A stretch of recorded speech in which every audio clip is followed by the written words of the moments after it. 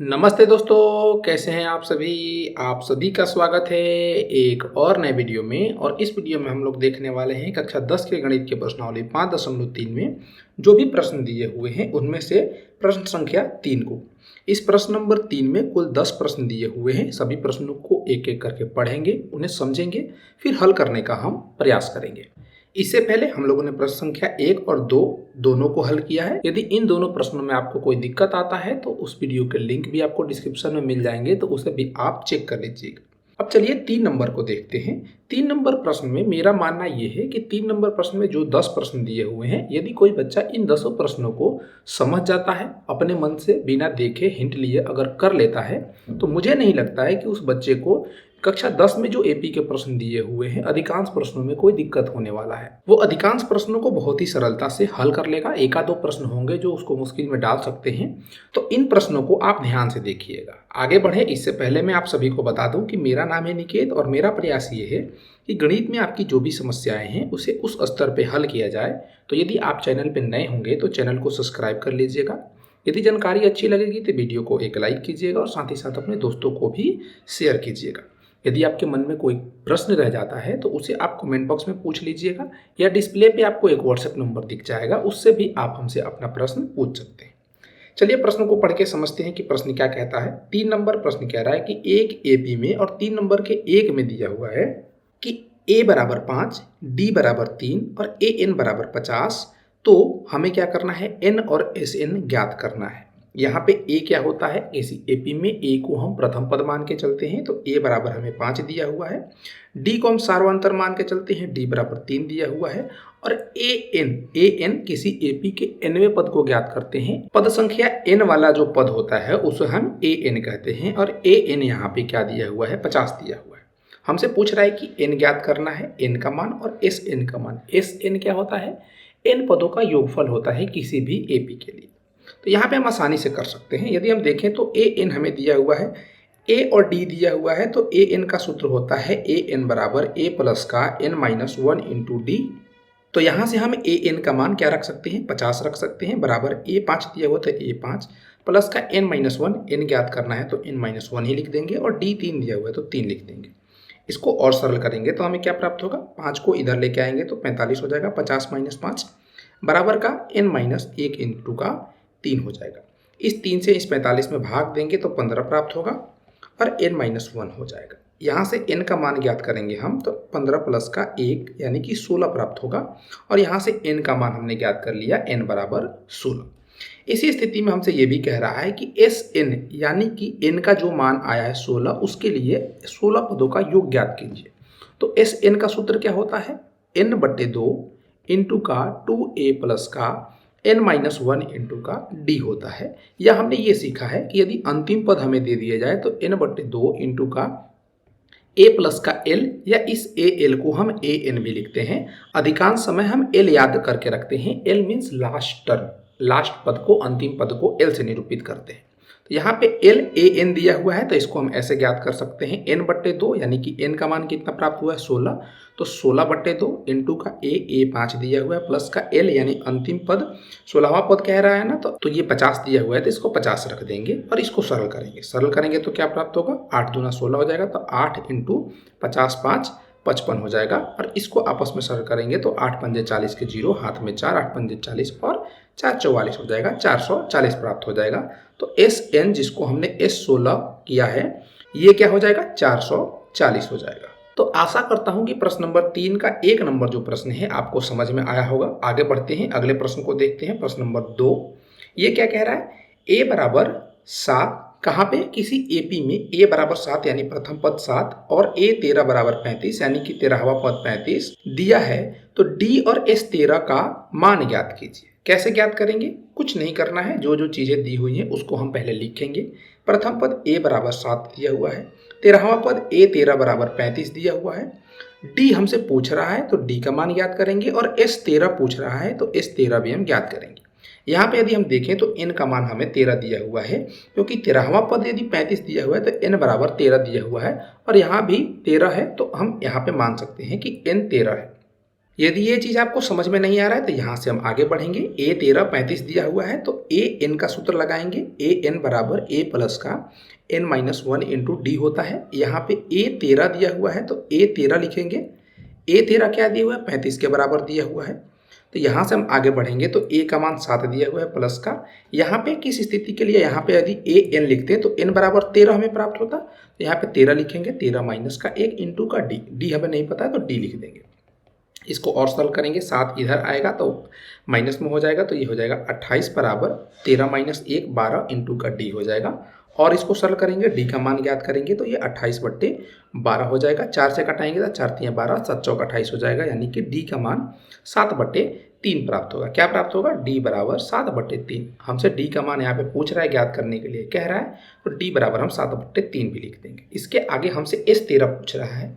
S N का सूत्र क्या होता है, n/2 इंटू का 2a प्लस का n माइनस 1 इंटू का d, या यदि अंतिम पद दिया रहे यानी कि l या n दिया रहे तो n/2 इंटू a प्लस का हम l भी लिखते हैं। यहाँ पे देखेंगे तो 13 पदों का योग पूछ रहा है और 13वां पद हमें 35 दिया हुआ है, यानी कि an बराबर l दिया हुआ है 35 के बराबर। यहाँ से लगाएंगे तो हमें क्या प्राप्त होगा, n/2 13/2 हो जाएगा, गुणे का a का मान 7 दिया हुआ है तो 7 लिख देंगे, प्लस का l का मान 35 तो 35 लिख देंगे। इसको सरल करेंगे तो 13/2 कट नहीं कटेगा तो 13/2 ही हो जाएगा। इंटू का क्या हो जाएगा, 35 में 7 जोड़ेंगे तो 42 प्राप्त होगा, 42 हो जाएगा। इसको 2 से कटाएंगे तो ये 21 बार में कट जाएगा, और 13 और 21 को गुणा करेंगे तो 13 एकम 13 हो जाएगा। 13 के 3 हाथ में 1 आ जाएगा, 13 दूना 26 1 27 आ जाएगा, यानी कि S13 का मान हमें क्या प्राप्त होगा, 273 प्राप्त होगा। अतः हम लिख देंगे कि किसी एपी में जिसका प्रथम पद 7 दिया हुआ, 13वां पद 35 दिया हुआ, उसका सार अंतर क्या हो जाएगा, 7/3, और 13 पदों का योग क्या हो जाएगा, 273 हो जाएगा। चलिए आगे बढ़ते हैं, अगले प्रश्न को देखते हैं। इसी प्रकार का प्रश्न है, प्रश्न नंबर 3 क्या कहता है, इसको देखते हैं। किसी एपी में ए 12 यानी 12वां पद 37 दिया हुआ है, डी यानी सार्व अंतर दिया हुआ है 3 के बराबर। हमसे पूछ रहा है ए यानी प्रथम पद और 12 पदों का योगफल। यहाँ पे इसको भी आसानी से सरल कर सकते हैं। इसके पहले वाली स्थिति में हमें ए दिया गया था, यहाँ पे हमसे ए पूछ रहा है। पिछले वाली स्थिति में हमसे डी पूछ रहा था, यहाँ पे डी हमें दिया हुआ है 3, और ए तो पूछ रहा है तो ए ज्ञात करेंगे। एन का मान यहाँ से क्या हो जाएगा, 12 हो जाएगा, और S12 हमसे पूछ रहा है तो S12 भी हम ज्ञात करेंगे। यहाँ पे यदि हम देखेंगे तो हमें ए 12 बराबर 37 दिया हुआ है, तो इसके लिए हम ए एन का सूत्र लगाएंगे तो ये 37 बराबर ए प्लस का n माइनस 1 इंटू का डी हो जाएगा। एन का मान क्या हो जाएगा, 12 हो जाएगा। इसको सरल करेंगे तो ए प्लस का 12 माइनस 1 11 इंटू का डी का मान 3 है तो 3 लिख देंगे, ये क्या हो जाएगा, 37 के बराबर हो जाएगा। इसको सरल करेंगे तो ये 37 बराबर ए प्लस का 33 हो जाएगा। यहाँ से यदि हम ए का मान ज्ञात करेंगे तो 37 माइनस का 33 4 प्राप्त होगा, लिख देंगे कि ए बराबर 4 प्राप्त होगा। इसी प्रकार से हमसे क्या पूछ रहा है, 12 पदों का योगफल S12। यहाँ पे अगर देखें तो 12वां पद हमें 37 दिया हुआ है, तो हम कौन सा सूत्र लगाएंगे, n/2 इंटू का a प्लस का l। l वाला सूत्र क्यों लगाएंगे, क्योंकि अंतिम पद दिया हुआ है, तो हम आसानी से l वाला सूत्र लगा के हल कर सकते हैं। फिर आगे बढ़ेंगे तो इसको ज्ञात करना है, तो n बराबर कितना हो जाएगा, 12/2 इंटू का ए का मान हमने अभी ज्ञात किया 4, प्लस का एल का मान दिया हुआ है 37, तो 37 लिख देंगे। इसको सरल करेंगे तो 2 से कट जाएगा 12 6 बार में, इंटू का इसको सरल करेंगे तो क्या प्राप्त होगा, 41 प्राप्त होगा। इसको और सरल करेंगे तो 6 एकम 6 और 6 चौका 24, यानी कि 246 प्राप्त हो जाएगा। अतः हम लिख देंगे कि एक एपी में, किस एपी में, जिसका 12वां पद 37 सार्व अंतर डी बराबर 3 दिया हुआ है, प्रथम पद उसका क्या होगा, 4 होगा, और 12 पदों का योगफल 246 होगा। ठीक है, आगे बढ़ते हैं, अगले प्रश्न को देखते हैं। उम्मीद करता हूं कि पिछला प्रश्न आपको समझ में आया होगा। 4 नंबर प्रश्न क्या कहता है कि A3 बराबर 15। क्या A3 बराबर 15, किसी एपी में उसका तीसरा पद 15 दिया हुआ है, 10 पदों का योग 125 दिया हुआ है, तो हमसे कह रहा है कि सार्वंतर बताओ और इसका 10वां पद क्या होगा ये बताओ। A10 यानी 10वां पद, कोई मुश्किल नहीं है, आसानी से ज्ञात कर सकते हैं। कैसे ज्ञात कर सकते हैं, कुछ चीजें हमें हिंट के रूप में दी गई है। हिंट के रूप में दी गई है कि A3 है, यानी तीसरा पद है 15। तीसरे पद को हम A प्लस का 3 माइनस का 1 इंटू डी लिख सकते हैं, या इसको हम ऐसे लिख सकते हैं 3 माइनस 1 को हम 2D लिख सकते हैं ऐसे। इसको हम समीकरण नंबर 1 मान लेते हैं। इसी प्रकार से S10 हमें दिया हुआ है। S10 क्या दिया हुआ है, 125 के बराबर दिया हुआ है। यहाँ पे हम n/2 इंटू का 2a प्लस का n माइनस 1 इंटू का d हो जाएगा। हमें a और d नहीं पता है लेकिन n पता है, तो इसको लिख सकते हैं 125 बराबर n का मान 10, 10/2 इंटू का 2a नहीं पता है तो 2a प्लस का n माइनस 1 यानी कि 10 माइनस 1 9 और d नहीं पता है तो d। इसको हम समीकरण नंबर 2 मान सकते हैं या इसको और सरल कर सकते हैं। यहाँ पे देखेंगे तो 2 से 10 5 बार में कट जाएगा, इस 5 से 125 25 बार में कट जाएगा, तो ये हो जाएगा 25 बराबर 2a प्लस का 9d। इसको समीकरण नंबर 2 मान सकते हैं। अब देखेंगे ये हम तो समीकरण 1 और समीकरण 2 a और d में दो चर में दो रैखिक समीकरण है, तो इसको रैखिक समीकरण युग्म कहा जा सकता है। अब चाहे तो इस रैखिक समीकरण युग्म को आप किसी भी विधि से हल करके a और d का मान ज्ञात कर सकते हैं। हम यहाँ पे देखें तो यहाँ पे यदि हम समीकरण 1 में 2 से गुणा करके समीकरण 2 से घटा लें तो आसानी से विलोपन विधि से हल हो सकता है, तो हम विलोपन विधि का प्रयोग करते हैं। यहाँ हम क्या लिख देंगे, समीकरण 2 माइनस समीकरण 1 गुणे 2। यहां से हम गुणा करेंगे, समीकरण 2 को 2 लिख लेते हैं ऐसे ही। ये क्या है 25 बराबर 2a प्लस का 9d समीकरण नंबर 2 है। समीकरण 1 में 2 से गुणा करके लिखेंगे तो ये क्या हो जाएगा 30 बराबर 2a प्लस का 4d। यहाँ से घटाएंगे तो ये माइनस ये माइनस ये माइनस ये कट जाएंगे आपस में। हमारा यहाँ पे क्या प्राप्त होगा घटाने के बाद 25 माइनस 30 है तो माइनस का 5 प्राप्त होगा, और ऊपर क्या है 9d माइनस का 4d, तो ये हमें प्राप्त होगा 5d। यहाँ से देखेंगे तो d के लिए सरल करेंगे तो d का मान माइनस का 1 प्राप्त हो जाएगा। हमसे प्रश्न में d पूछ रहा है तो d हमने क्या कर लिया, ज्ञात कर लिया। यहाँ पे हमने d ज्ञात कर लिया। यदि हम यहाँ से a ज्ञात कर लें तो इस 10वें पद को भी हम लिख सकते हैं। तो समीकरण 1 में यदि हम d के मान को रख देंगे तो हमें क्या प्राप्त होगा कि 15 बराबर a प्लस का 2 गुणे d का मान माइनस का 1। इसको अगर हम सरल करते हैं तो क्या प्राप्त होगा 15 बराबर a माइनस का 2। इसको सरल करेंगे तो a का मान हमें यहाँ से 17 प्राप्त होगा। 15 प्लस का 2 17। a ज्ञात हो गया, d ज्ञात हो गया। n के लिए n 10 के लिए हम क्या ज्ञात कर सकते हैं, यहाँ पे 10वां पद a 10 बराबर भी हम ज्ञात कर सकते हैं a प्लस का 10 माइनस 1 9d। यहाँ से a का मान 17 रखेंगे प्लस का 9 गुणे d का मान माइनस का 1। क्या प्राप्त होगा 17 माइनस का 9 यानी कि ये क्या हो जाएगा 8 के बराबर हो जाएगा। यानी कि एक एपी में जिसका तीसरा पद 15 10 पदों का योग 125 है, उसका सार्वंतर माइनस का 1 और इसका 10वां पद क्या होगा 8 होगा। उम्मीद करता हूं कि ये प्रश्न भी आपको समझ में आया होगा। यदि कोई भी मन में आपका प्रश्न है जो आप हमसे पूछना चाहते हैं तो कमेंट में पूछिए, या मैंने आपको बताया कि व्हाट्सएप नंबर आपको डिस्प्ले पे कहीं ना कहीं दिख जाएगा या डिस्क्रिप्शन में भी मिल जाएगा, तो उससे भी आप हमसे प्रश्न अपना पूछ सकते हैं। तो जो भी मन में प्रश्न होगा उसे जरूर पूछिएगा। चलिए आगे बढ़ते हैं, अगले प्रश्न को देखते हैं। प्रश्न नंबर 5 क्या कहता है, फिर इसको सरल करने का प्रयास करेंगे। प्रश्न नंबर 5 कह रहा है कि एक एपी में d बराबर 5 दिया हुआ है, 9 पदों का योग S9 यानी 75 दिया हुआ है। हमें a और a9 बताना है। पिछले प्रश्न जैसा है, बिल्कुल इसके जैसा ही S10 हमें दिया था, यहाँ पे a3 दिया था, यहाँ पे हमें क्या दिया गया है, हमें d दे दिया गया है। यानी कि इस स्थिति में हमें d ज्ञात नहीं करना है, इस स्थिति में हमें a ज्ञात करना है और 9वां पद ज्ञात करना है। इसके लिए हम क्या करेंगे, यहाँ पे देखिए S9 दिया हुआ है ना, S9 बराबर 75 दिया हुआ है, तो इसको हम ऐसे लिख सकते हैं कि n/2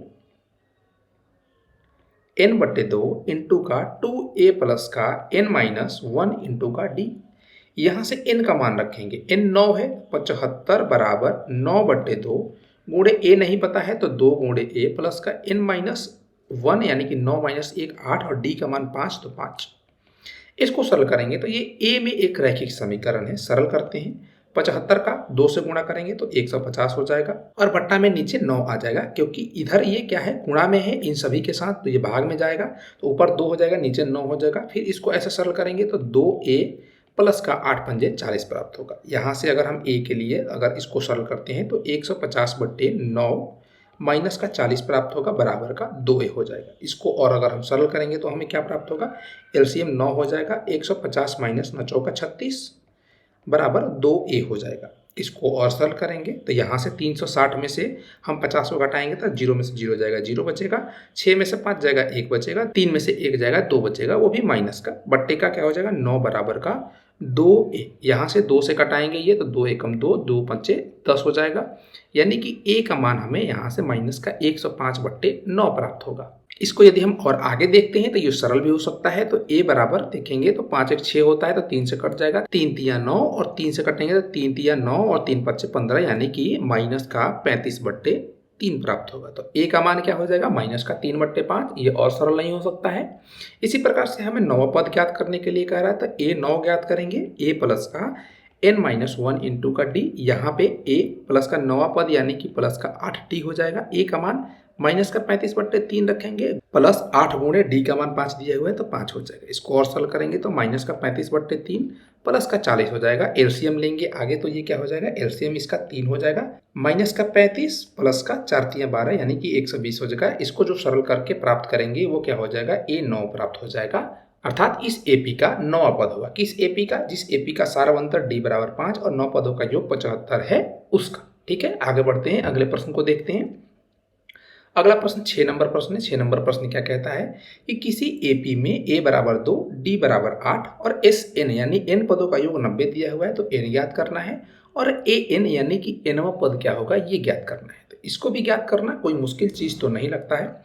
यहाँ पे देखिए हमें a और d दिया हुआ है और sn यानी कि n पदों का योग दिया हुआ है, तो n क्या है ये हमें नहीं पता है। तो इस स्थिति से हम n ज्ञात कर लेंगे। करते हैं, देखते हैं। एस एन बराबर 90 दिया हुआ है, तो एस एन को हम n/2 इंटू का 2a प्लस का n-1 इंटू डी भी लिख सकते हैं। ठीक है, आगे चलते हैं। आगे चलेंगे तो इस समीकरण में a और d का मान रखेंगे तो 90, n का मान नहीं पता है तो n/2 इंटू का 2a का मान क्या है 2 है तो 2 गुणे 2 प्लस का n का मान नहीं पता तो n-1 और d का मान क्या है 8 तो 8। इसको सरल करेंगे तो 2 से 90 में गुणा करेंगे तो 180 हो जाएगा, बराबर का n इंटू का 2 दूनी के 4 प्लस का, इसको सरल करेंगे तो n-1 इंटू का 8 हो जाएगा। इसको और सरल किया जा सकता है, इसको और सरल करेंगे, सरल करके लिखते हैं 180 बराबर ये n इंटू का 4 प्लस का 8 से इसमें अगर गुणा करेंगे तो 8n-8 प्राप्त होगा। अब इसमें सभी में n से गुणा कर देंगे तो n क्या प्राप्त हो जाएगा, 4n प्लस का 8n का घात 2 माइनस का 8n, ये किसके बराबर है 180 के बराबर है, तो 180 हो जाएगा। यहाँ पे देखेंगे तो ये n में एक चर में एक द्विघात समीकरण हमें प्राप्त हो गया। इसको हल करके हम क्या कर सकते हैं, n का मान ज्ञात कर सकते हैं। तो इसको और सरल करेंगे तो हमें क्या प्राप्त होगा, 180 बराबर का ये 4n माइनस का 8n है तो 8n का घात 2 माइनस का 4n प्राप्त होगा। इसको और सरल करेंगे, सभी को एक साइड लेकर जाएंगे तो 8n का घात 2 माइनस का 4n माइनस का 180 बराबर का 0 प्राप्त होगा। यहाँ पे देखेंगे तो सभी पदों में 4 उभयनिष्ठ है, तो 4 उभयनिष्ठ लेंगे तो 2n का घात 2 माइनस का n, और इसमें से अगर हम 4 उभयनिष्ठ लेते हैं तो 4 चौका 16 और 4 पंजे 20 यानी 45 प्राप्त होगा और ये बराबर 0 के हो जाएगा। इसको गुणनखंड विधि से या सूत्र से जैसे भी आप इसको हल करना चाहते हैं आसानी से हल कर सकते हैं। हम यहाँ पे गुणनखंड ज्ञात करने का कोशिश करेंगे तो 45 का 2 से गुणा करेंगे चिन्ह के साथ तो माइनस का 90 प्राप्त होगा। इसको दो संख्याओं के रूप में इस प्रकार से विभाजित करेंगे a और b के रूप में। यदि इन दोनों को अगर हम जोड़ें तो माइनस का 1 हमें प्राप्त हो और गुणा करें तो माइनस का 90 प्राप्त हो जाए। तो हम इसको आसानी से लिख सकते हैं। इसको एक संख्या को माइनस का 10, दूसरे संख्या को यदि हम 9 ले लें तो 10 9 90 हो जाएगा, और एक माइनस में एक प्लस में है तो माइनस हो जाएगा। दोनों को जोड़ेंगे तो माइनस का 1 प्राप्त होगा। तो इसको लिख सकते हैं 2n का घात 2 माइनस का 10n प्लस का 9n माइनस का 45 बराबर का 0। इसको सरल करेंगे। इन दोनों पदों को यदि हम देखते हैं तो दोनों में 2n उभयनिष्ठ दिखता है तो n 2n कॉमन लेंगे तो n माइनस का 5 बचेगा, और इन दो पदों को देखें इसमें हमें 9 उभयनिष्ठ आता है तो 9 उभयनिष्ठ लेंगे तो n माइनस का 5 बचेगा, बराबर का क्या हो जाएगा 0 हो जाएगा। इस पद को और इस पद को इस चिन्ह के तुलना में यदि हम देखते हैं तो n माइनस का 5 दोनों में उभयनिष्ठ है, कॉमन लेंगे तो 2n प्लस का 9 बचेगा और बराबर का 0 हो जाएगा।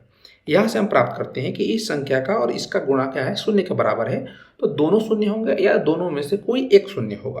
तो यदि हम मान लेते हैं कि n-5 शून्य के बराबर है तो n का मान 5 प्राप्त होगा, और यदि हम ये मान लें कि 2n प्लस का 9 शून्य के बराबर है तो n का मान माइनस का 9/2 प्राप्त होगा। यहाँ पे n क्या है इस बात को देखने की जरूरत है। n क्या है, पद संख्या है। पद संख्या कभी भी ऋणात्मक नहीं होता, तो जो n का ये वाला मान है ये कैंसिल आउट हो जाएगा और n बराबर हमें 5 प्राप्त होगा। यानी कि जिस भी एपी में जिसका प्रथम पद 2 और सार्व अंतर 8 दिया हुआ है उसके कितने पदों का 5 पदों का योगफल 90 के बराबर होगा। यानी कि n बराबर क्या प्राप्त हो जाएगा, n बराबर हमें 5 प्राप्त हो जाएगा। हम लिख देंगे कि n बराबर 5। इस प्रश्न में एक चीज और हमसे पूछ रहा है, ए एन का मान पूछ रहा है। ए एन क्या है, यानी कि पांचवा पद क्या होगा। तो हम चाहें तो ए एन के सूत्र से ज्ञात कर सकते हैं, ए प्लस का n माइनस वन इंटू का डी से। तो यहाँ से ए 5 क्या होगा, ए का मान 2 प्लस का n माइनस वन, 5 माइनस 1 4 हो जाएगा। डी का मान 8 है, 8 से गुणा कर देंगे तो क्या हो जाएगा, 2 प्लस का 32, यानी कि क्या प्राप्त होगा, 34 प्राप्त होगा। आशा करता हूं कि आपको ये प्रश्न समझ में आया होगा। इसमें थोड़ा ज़्यादा ही कैलकुलेशन है। क्यों ज़्यादा कैलकुलेशन है, क्योंकि ये एक द्विघात समीकरण बन गया था, जो स्थिति हमें दी गई थी, और द्विघात समीकरण को हल करने में हमें थोड़ी ज़्यादा लिखना पड़ा। ठीक है, चलिए आगे बढ़ते हैं, अगले प्रश्न को देखते हैं। प्रश्न नंबर 7 है। इसमें क्या कह रहा है कि एक एपी में ए बराबर 8, ए एन बराबर 62, यानी कि एनवा पद 62 है, एस एन बराबर 210, यानी कि एन पदों का योगफल 210 दिया है। तो हमें एन और डी ज्ञात करना है। इस स्थिति में हमें डी नहीं दिया हुआ, तो डी ज्ञात करना है। और ये ए एन 62 है, यानी कि कौन सा पद संख्या जो है जो 62 है, तो इसको भी ज्ञात करना होगा। तो इसको भी आसानी से हम ज्ञात कर सकते हैं। कैसे ज्ञात करेंगे, चलिए इस चीज को देखते हैं। यहाँ पे हम देखेंगे तो ए हमें दिया हुआ है 8 और ए एन 62 दिया हुआ है। तो ए एन को हम ए एन बराबर ए प्लस का n minus one into D लिख सकते हैं। यहाँ से हमें a पता है लेकिन n नहीं पता है, d भी नहीं पता है। ये क्या दिया हुआ है, 62 दिया हुआ है। लिखते हैं इसको, तो क्या बन जाएगा, a पता है तो 8 प्लस का n माइनस वन इंटू का d बराबर 62 हो जाएगा। इसको और अगर हम सरल करना चाहें तो n माइनस 1 इंटू का d बराबर 62 में से हम 8 को घटा देंगे, तो ये क्या प्राप्त होगा, 54 प्राप्त होगा। इसको चाहें तो हम डायरेक्ट लिख सकते हैं ऐसे 54। इसको हम समीकरण नंबर 1 मान लेते हैं। फिर आगे बढ़ते हैं, अगली स्थिति को देखते हैं। एस एन बराबर हमें 210 दिया हुआ है। तो एस एन बराबर क्या होता है, n बट्टे 2 इंटू का a प्लस का l। इस l को हम ए एन भी लिख सकते हैं। n पदों के लिए कह रहा है तो nवां पद जो होगा वो अंतिम पद हो जाएगा। या हम इसको 2a प्लस का n minus one into D भी लिख सकते हैं, कोई दिक्कत वाली बात नहीं। यदि आप चाहते हैं तो इसे ऐसे भी लिख सकते हैं, 2a प्लस का n माइनस वन इंटू का d। ठीक है, ये हमारे लिए एक समीकरण हो गया। n पदों का योग कितना दिया हुआ है, n पदों का योग 210 दिया हुआ है, तो 210 लिख देंगे। इसको अगर हम और सरल करते हैं तो क्या प्राप्त होगा, n बटे 2 इंटू का a का मान 8 है तो 2 गुणे 8 यानी 16 प्लस का n minus one into d का मान हम समीकरण 1 से अधिक इसमें रख देते हैं। कितना रख देते हैं, 54। तो क्या हो जाएगा, 54 बराबर 210 हो जाएगा। अब इस समीकरण को देखिए, इसको समीकरण नंबर हम 2 मान लेते हैं। समीकरण नंबर 2 केवल इनमें एक रैखिक समीकरण है, तो इसको हल करना आसान है। सरल करेंगे तो क्या प्राप्त होगा, n बट्टे 2, या इस 2 को उधर ले जाकर हम गुणा कर सकते हैं। तो क्या प्राप्त होगा, इन दोनों को जोड़ेंगे तो 6 4 10 के 0, हाथ में 1, 5 1 6, 1 7 हो जाएगा। 70 बराबर 2 से गुणा कर देंगे तो 2 गुणे 210 हो जाएगा। अब इस n के मान को ज्ञात करने के लिए n बराबर 2 गुणे 210 बट्टे हम क्या कर देंगे, 70 कर देंगे। 0 से 0 कट जाएगा, 7 से 21 3 बार में कट जाएगा। तो n का मान क्या प्राप्त होगा, n बराबर हमें 6 प्राप्त होगा। क्या आप इस चीज को समझ पाए कि इसको हमने कैसे किया। सबसे पहले हमने क्या किया, जो स्थिति दी गई है उसको हमने लिखा। ए एन दिया हुआ है तो ए एन के सूत्र के अनुसार इसको जो 62 दिया हुआ है इसके बराबर किया। इससे हमें एक समीकरण प्राप्त हुआ एन और डी में। ये एक दो चर का समीकरण था जिसको हम हल नहीं कर पाए थे, उसको समीकरण नंबर 1 मान लिए। इसी प्रकार से दूसरी स्थिति हमें दी गई थी एस एन बराबर 210। इस स्थिति को भी हमने लिखा, 210 के बराबर किया और यहाँ पे ए का मान रखा और n minus one into d का मान समीकरण ए से इसमें रखा जो कि 54 के बराबर था। इसको सरल किया तो एन में एक रैखिक समीकरण प्राप्त हुआ। एन के लिए हमने क्या किया, इसको हल कर लिया। फिर इसी प्रश्न में अगर हम देखें तो हमसे डी का मान पूछ रहा है। डी क्या है, सार्वंतर होता है। कैसे ज्ञात करेंगे, यदि इस n के मान को इस समीकरण 1 में अगर हम ले जाके रख देते हैं तो यहाँ पे देखेंगे तो n बराबर 6 रखेंगे तो 6 माइनस 1 5 गुणे डी का मान नहीं पता तो गुणे डी बराबर क्या हो जाएगा, 54 हो जाएगा। और यहाँ से हम डी का मान आसानी से ज्ञात कर सकते हैं। क्या हो जाएगा, 54 बट्टे 5 हो जाएगा। क्या इसको और हम सरल कर सकते हैं, अगर सरल कर सकते हैं तो ठीक है, नहीं कर सकते हैं तो डी का मान हमें ये प्राप्त हो जाएगा। तो उम्मीद करता हूं कि प्रश्न नंबर 7 भी आपको समझ में आया होगा। चलिए आगे बढ़ते हैं, अगले प्रश्न को देखते हैं। प्रश्न नंबर 8 क्या कहता है। प्रश्न नंबर 8 कह रहा है कि किसी एपी में ए एन बराबर 4 दिया हुआ है। किसी एपी का एनवा पद 4 के बराबर है जिसका सार्व अंतर क्या है, 2 है। एस एन माइनस का 14 है, यानी कि एन पदों का योग माइनस 14 है। तो हमें एन और ए ज्ञात करना है, बिल्कुल पिछले प्रश्न के जैसा है। यहाँ पे हमें ए का मान दिया गया था और यहाँ पे हमें क्या दे दिया गया है, टी का मान दे दिया गया है। वहाँ पे भी हमें ए एन दिया गया था, यहाँ पे भी हमें ए एन दिया गया है। वहाँ पे हमें एस एन दिया गया था, यहाँ पे भी हमें एस एन दिया गया है। सरल करते हैं। कैसे सरल करेंगे इस चीज़ को देखिएगा। ए एन बराबर हमें 4 दिया हुआ है, एस एन बराबर -14 दिया हुआ है, डी बराबर हमें 2 दिया हुआ है। हमें ए का मान और एन का मान हमसे पूछ रहा है। कैसे ज्ञात करेंगे इस चीज़ को देखिएगा। इसको भी बहुत आसानी से ज्ञात किया जा सकता है। आगे बढ़ते हैं, आगे देखते हैं। ए एन बराबर 4 दिया हुआ है तो ए एन बराबर हम ए प्लस का एन माइनस 1 इंटू का डी लिख सकते हैं। ये 4 दिया हुआ है तो 4 के बराबर कर सकते हैं। यहाँ पे देखेंगे तो हमें ए का मान नहीं पता है तो ए प्लस का एन का मान नहीं पता है तो एन माइनस का 1 और डी का मान पता है तो गुणे का 2 हो जाएगा बराबर का 4। इसको हम चाहे तो समीकरण 1 मान सकते हैं या इसको और सॉल्व कर सकते हैं। ए प्लस का एन माइनस 1, इनको गुणा कर देंगे हम आपस में तो ये क्या प्राप्त होगा 2n माइनस का 2 बराबर का 4 हो जाएगा। इसको और सॉल्व करेंगे तो a प्लस का 2n बराबर का ये माइनस का 2 उधर जाएगा तो प्लस में हो जाएगा तो बराबर 6 हो जाएगा। इसको समीकरण नंबर 1 मान लेते हैं। इसी प्रकार से अगर हम देखें तो हमें एस एन दिया हुआ है। क्या दिया हुआ है एस एन बराबर -14 जिसको हम लिख सकते हैं n/2 इंटू का ए प्लस का एल क्यों लिख सकते हैं इस स्थिति में, क्योंकि nवां पद दिया हुआ है और n पदों का योग दिया हुआ है, यानी कि n का जो मान होगा, जो पद संख्या होगा उतने के लिए ही यहाँ पे हमें योगफल भी दिया हुआ है। तो ए एन यानी कि ए एन को हम अंतिम पद लिख सकते हैं। इसको और सरल करेंगे तो क्या प्राप्त होगा, ये क्या है -14 के बराबर है तो -14 भी लिख सकते हैं। इसको और सरल करते हैं, आगे बढ़ेंगे तो -14 बराबर n/2, n का मान नहीं पता है तो a का मान नहीं पता है तो a, और l का मान क्या हो जाएगा इस स्थिति में an 4 हो जाएगा। इसको और सॉल्व करेंगे तो क्या प्राप्त होगा, यहाँ से अगर हम देखेंगे तो ये 2 भाग में है तो इधर आएगा तो गुणा में हो जाएगा तो -28 बराबर का n इंटू का a प्लस का 4। इसको सरल करेंगे तो क्या प्राप्त होगा -28 बराबर का ये n का गुणा इसमें तो an हो जाएगा और n का गुणा 4 के साथ तो 4n हो जाएगा। तो इसको समीकरण नंबर 2 मान लेते हैं। यहाँ पे हमने एक समीकरण प्राप्त किया समीकरण नंबर 1 और दूसरा समीकरण प्राप्त किया समीकरण नंबर 2। समीकरण 1 को देखते हैं तो a और n में ये क्या है, 2 चर में रैखिक समीकरण है। लेकिन समीकरण 2 को देखते हैं तो इसमें भी a है और n है और यहाँ पे देखें तो इस पद में भी n है, लेकिन a और n एक साथ आ गए हैं तो ये रैखिक समीकरण तो नहीं बचा, ये क्या हो गया, द्विघात समीकरण हो गया। क्या होता है कि इस चर का घात 1 होगा, इस चर का भी घात होगा, और दोनों चर यदि एक साथ गुणा में लिखे हुए हैं तो दोनों के घात आपस में जुड़ जाते हैं तो 1 प्लस का 1 क्या हो जाएगा, 2 हो जाएगा। तो ये द्विघात समीकरण हो गया। अब इसको कैसे सरल करेंगे इस चीज को देखिएगा। समीकरण 1 और 2 को लेते हैं। समीकरण 1 को यहाँ पे हम लिख लेते हैं, क्या है, a प्लस का 2n बराबर का 6 है। इसको कैसे सरल करना है इस चीज को देखिएगा। यदि हम देखें तो इस पद में an है और इस पद में केवल n है। यदि इस समीकरण में हम n से गुणा कर दें तो इस पद में an हो जाएगा, इस पद में n का घात 2 हो जाएगा, और अगला पद जो बराबर के इस साइड रहेगा इसमें भी n हो जाएगा। इन दोनों को यदि हम आपस में एक दूसरे में से घटा देंगे तो n में एक द्विघात समीकरण प्राप्त हो जाएगा केवल एक चर में, जिसको हम आसानी से हल कर सकते हैं। करके एक बार देखते हैं, इसको सरल करते हैं। हम क्या करते हैं, यहाँ पे लिख लेते हैं कि समीकरण 1 गुणे n माइनस का समीकरण 2। ठीक है, समीकरण 1 क्या है, इसमें n से गुणा करेंगे तो क्या प्राप्त हो जाएगा हमें, a प्लस का a गुणे n, a n प्लस का 2n स्क्वायर बराबर का 6n।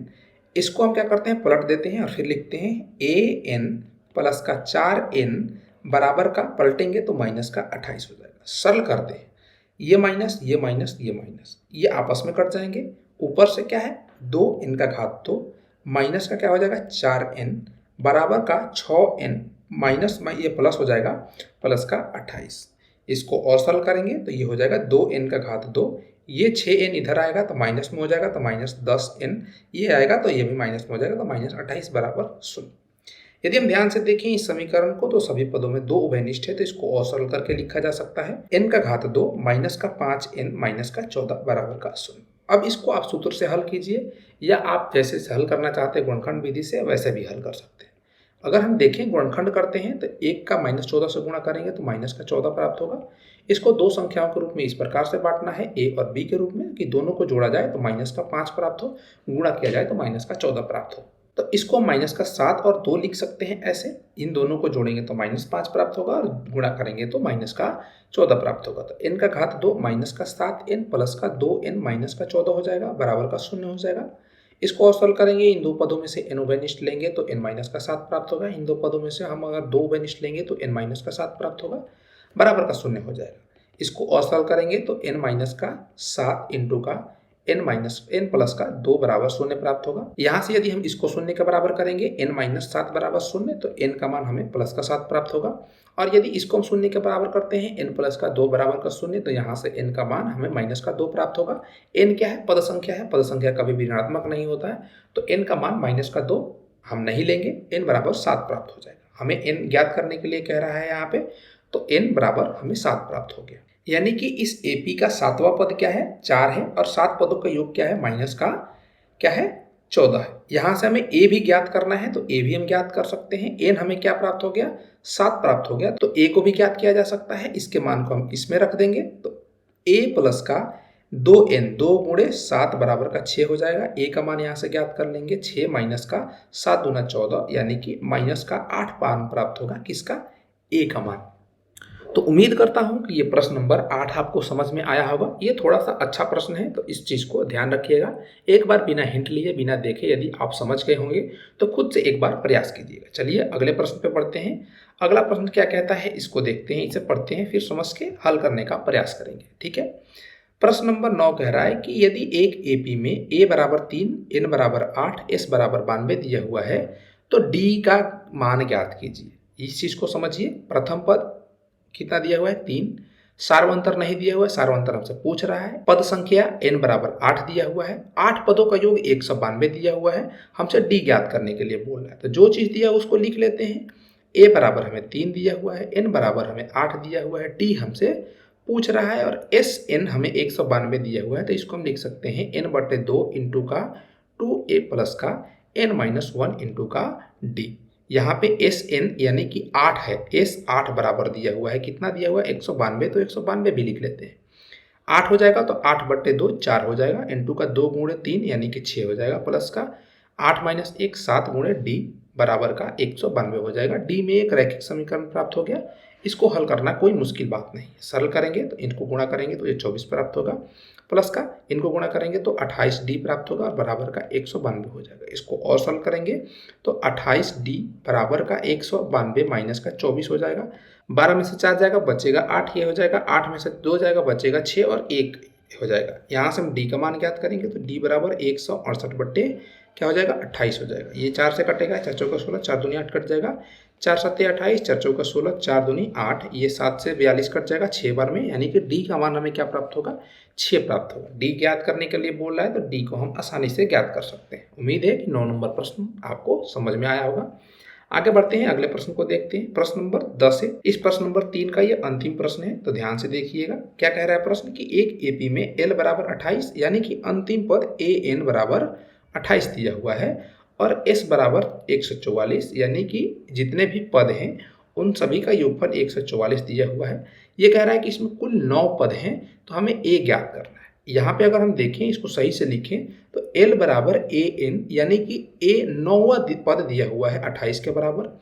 d हमें नहीं पता कि d क्या है, हमें a नहीं पता कि a क्या है, ये a पूछ रहा है, d हम ज्ञात करना पड़ेगा शायद से हमने। और हमें क्या दिया हुआ है? n का मान हमें 9 दिया हुआ है और s 9 भी हमें क्या दिया हुआ है? 144 दिया हुआ है। इतनी जानकारी हमें है और इससे हमें चीज़ें ज्ञात करनी है। क्या ज्ञात करना है? a यानी कि प्रथम पद। कैसे ज्ञात करेंगे इस चीज़ को देखिएगा, इसको भी आसानी से ज्ञात किया जा सकता है। यहाँ पे यदि हम देखें तो l बराबर 28 दिया हुआ है, इसको हम लिख सकते हैं a प्लस का n-1 इंटू का d। यहाँ पे देखेंगे तो 28 बराबर a नहीं पता तो a प्लस का कुल 9 पद हैं तो n क्या है? 9 हो जाएगा, 9 माइनस 1 8, d नहीं पता है तो d बराबर का समीकरण नंबर 1 इसको मान लेंगे। इसी प्रकार से हमें 9 पदों का योगफल दिया हुआ है s 9 बराबर 144, इसको भी हम लिख देंगे 9/2 इंटू का 2a प्लस का n-1 यानी कि 8d। इसको और सरल करेंगे तो ये क्या हो जाएगा? इस 2 में 144 से गुणा करेंगे तो 144 गुणे 2 बट्टे का 9 हो जाएगा, बराबर का 2a प्लस का 8d हो जाएगा। इसको समीकरण नंबर 2 मान लेते हैं। ये a और d में दो चर में दो रैखिक समीकरण प्राप्त हो गए। दोनों को सरल करके हम आसानी से a और d ज्ञात कर सकते हैं। हमें दोनों मान नहीं पूछ रहा है, केवल a का मान पूछ रहा है, हम a का मान भी आसानी से बता सकते हैं। तो इस समीकरण को हल करके आप ए और डी का मान ज्ञात कीजिएगा और दोनों का मान हमें कमेंट में बताइएगा। आशा करता हूं कि ये सभी प्रश्न आप सभी को समझ में आया होगा। यदि कोई भी दिक्कत आता है तो उसे कमेंट में पूछ लीजिएगा। यदि जानकारी अच्छी लगी है तो वीडियो को एक लाइक कीजिएगा और साथ ही साथ अपने दोस्तों के साथ भी शेयर कीजिएगा। चलिए इस वीडियो में बस इतना ही, फिर मिलते हैं किसी और वीडियो में। तब तक के लिए पढ़ते रहिए, मजे करते रहिए। जय हिंद,